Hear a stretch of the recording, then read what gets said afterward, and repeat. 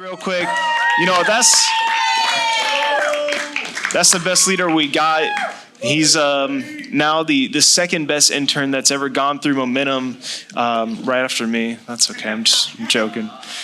No. No, but it's been so great, and he has been putting together some awesome messages for you guys. He's really just been planning out a bunch of great things that are coming up also, and so just thank you to AJ for giving me this opportunity to be up here with you guys. And today we're going to be talking about something really important. We're going to be talking about the dangers of trying to do things all on our own, when we're trying to win things by ourselves. And for all of us, it looks super different. It might be a sport. You might be playing soccer, softball, whatever you like to do, or maybe you're playing, Fortnite. It doesn't matter. But we all do something in our life where we think, hey, you know what? My team is letting me down. It'd be better if I just go off on my own. I'll just try to win it by myself. I can do it all because I know I'm the best. Everybody else, I don't know, but I know me. I know I'm the best, right? That's something that we do, and it's really dangerous. And actually, it's really hard because a lot of times if you've tried to do that, you try to go by yourself, you probably end up losing in the end anyways, and you just get even more frustrated. It never works out. So I know you guys are a younger audience, and you might make me feel really old here in a second, but any of you guys know who Michael Jordan is? Thank you. Thank you. Hey, you never know. Sometimes people don't. I see lots of fans. That's where I was going next, Rowan. That he is. If you don't know him, if you didn't raise your hand, that's the best basketball player that has ever walked on the earth. If you say it's Michael Jordan, you're just wrong. I don't care about your feelings. Michael Jordan was the best. It's not LeBron James. But Michael Jordan, he had a problem really early on when he started playing basketball, is that he had to do everything all by himself. He didn't really have a good team around him. He had like one other guy that he could kind of sort of rely on, but these teams would just come in and they would crush him like, oh, if we shut this guy down, that's it. And he knew that he just had to carry it all by himself. His coaches saw this. They knew it was a problem for him. And eventually they started to build a team around him, but he had to do things all alone. And it's really hard to do things all alone. And I'm going to prove that to you with the game that we're about to play. And so I'm going to need 3 volunteers. Bentley already had his hand up first. Like I was saying game. So come on, bro. You can get up. Riley, you can come up also. All of you want to play? Okay. I can only do 3. I only need 3 people. And man, one day, I promise. Awesome. Look. Okay, and there's prizes at the end, so you want to make sure that you do good, that you try to win. Now, who thinks that they will be the best shooter here? Okay. All right. Bentley thinks he's going to be the best. That's all right. So Bentley is going to be on his own team. And then I'm going to have you 2 be together on a team. All right? So you're going to stand. I'm going to have all you guys stand right here. So which one of you 2 wants to shoot? You okay with that? Okay. So you're going to shoot. Bentley, you're also going to shoot. You get red. All right. You get blue. So I'm going to need you to stand there. Bentley, you're going to stand here, right behind this line. See that line right there? Be behind that. Yep, you're there. Okay. And since you're going to be on Riley's team, you're going to be helping her out. So the goal is you got to shoot it into the bucket.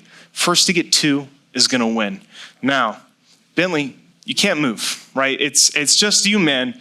Remember, you got to make it in there twice. So, good luck. Riley, same thing. Shoot for it. And you can help her. You guys can play as a team. You want to pass it to her, you can do that. That way she can help. Yeah, there we go. Connor, do we have any game music that we can throw on real quick?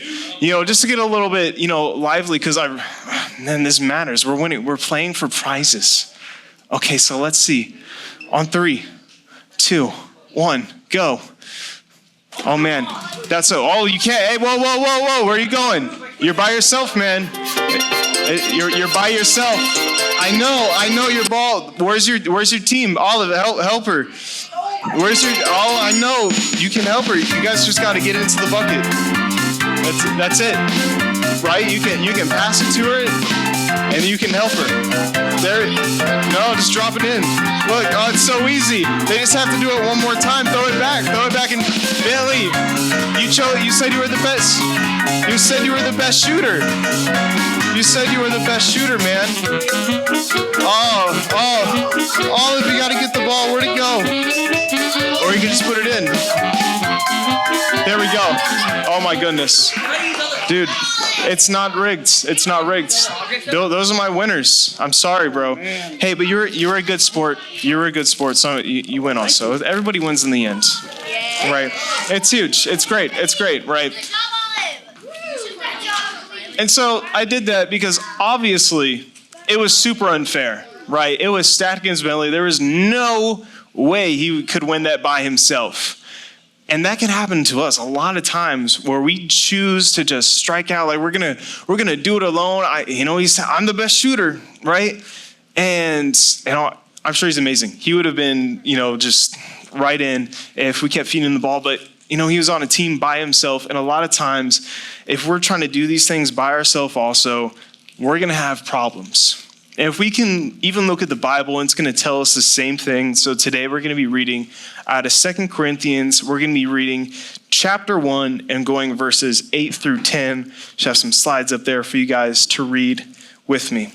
Starting at verse 8, for we do not want you to be unaware, brothers, of the affliction we experienced in Asia. This is Paul writing. He's talking about something that happened in the past where at one point he came in, he was given his views and opinions on God. People hated it for him and they were trying to kill him. Really, really bad situation for him. For we were so utterly burdened beyond our strength that we despaired of life itself. Indeed, we felt that we had received the sentence of death, so they thought they were going to die. But that was to make us rely not on ourselves. But if you translate it, that same word rely can also be used as trust, right? So that we would not trust not on ourselves, but on God who raises the dead. He delivered us from such a deadly peril, and he will deliver us. On him we have set our hope that he will deliver us again. And that's like a promise right there. Paul's saying, God helped us before. We know that he's going to help us. And even after that, he's going to help us again. So he's going to keep being there for us all the time. And so this is something that I love about Paul, is that he was always ready to face that next challenge, whatever it was. And that's our first point for tonight is, what will you do? When you come against some type of conflict, some type of challenge, it's going to be your choice. It really is, where you can choose, am I going to go towards it? Am I going to go towards something that's really hard? If I'm trying out for a team or I want to win, I'm competing, whatever it is. If I want to get really good grades, test really good, am I going to go towards the hard thing and study and practice? Or I'm going to take the easy road and I'm just going to I'll just get through. We'll see how it goes. No, it's a choice that each and every one of us that we have. And like I mentioned when we first started reading that passage, is Paul, he had those problems in Asia. He came in with his opinions. Everybody hated it for him. They really didn't like it. Have you guys ever had like a hot take and people thought you were wrong? Has that ever happened? Yet just yesterday, a really, really good friend of mine, I told him that Cane's was mid. I told him it wasn't good. It was bad tenders. His name was AJ, and AJ still lives with the wrong opinion that Cane's is the best chicken tenders, and it's not. His opinion's wrong. His opinion matters to me. It does matter to him. What's your opinion? My opinion is that Slim's is the best chicken tenders. That's how I feel. See, this is just like Paul. I'm like Paul. Everybody hates me for my opinion. That's crazy. They're booing me off the stage. Right. The sauce. Anyways, right. So this is the same thing that happened to Paul. He came in, he said that God was the best and that everyone should follow him. And people hated him for his opinion. They wanted to kill him. And he was so worried, and he chose that he had to rely on God. He chose that he had to trust on God because that's how things were going to get better. And that's our second point for tonight, is that you can choose your help. You can choose your help of, are you going to seek somebody out? Are you going to seek to be part of something, be on a team, to seek out help when you need it? Or are you going to choose to do it alone? If you're in like Bentley's situation that we saw where he was on a team all by himself, it was really bad. It didn't work out for him. And something that we can do in life is that we can choose our help. And there's a verse that gets misused all the time. It's Philippians 4:13. Which one of my Bible scholars? Gabe, you know what it is? Tell me, bro. What is it? Exactly, right? So that gets misused as like physical strength. I can go bench press 500 pounds if God just helps me out. It's not what it's about. It's all about this spiritual strength to persevere, to go through those tough challenges that would come our way. And that's something that Paul did. And I love Paul for that he did something that it was always hard, and he went through it. And we have that same choice where we can choose our help. We can choose what we want to do, what we don't want to do. And so he would get in that situation where everybody is really mad at him. They're angry. They want to kill him. And so what he would do, Paul, when things were bad, he would get down and he would start praying, Lord, help me through this. Give me the strength, the endurance to go through these challenges. These people are trying to attack me. They hate me for my views. Help me, Lord. And that's something that Paul had to do time and time again. And that's how he was able to get through all of his challenges. And you can choose. You really can choose. Like, you can choose if you want to just do it yourself because you think you have it, you think you're all that.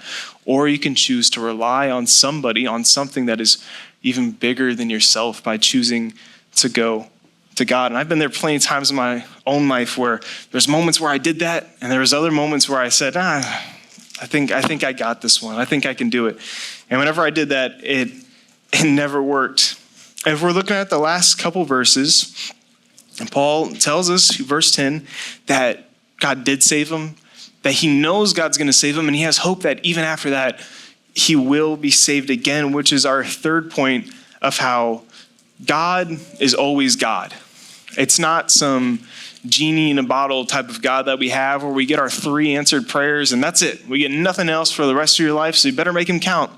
No, that's not how it works. For us, we know that God is always with us. We know that we can always rely on him, that he's not just going to, peace out, I'll see you later, good luck. No, he shows up for us time and time again, every day, whenever we have some type of struggle that we are facing and that we're going through.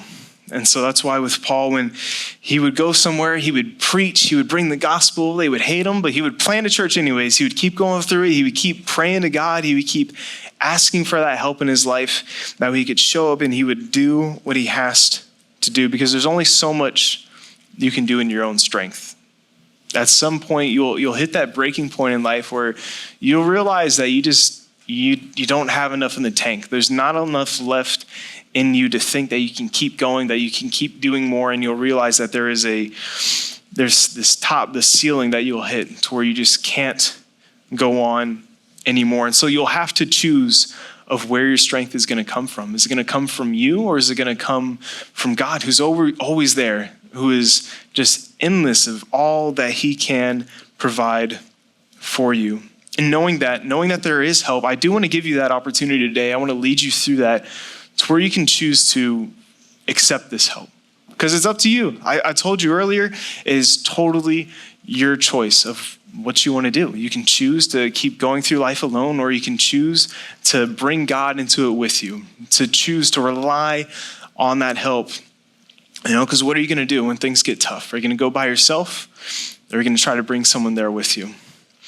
And so what this whole meaning of speaking today is trying to lead you to see that you also have this choice to accept God. And it all starts with just a single small step of faith. And so if I could have everyone, we're all going to bow our heads, we're going to close our eyes, and we're going to pray. And you can pray this with me, because here at Momentum Church, we never want anybody to pray alone. And so we pray, dear Lord, I am a sinner.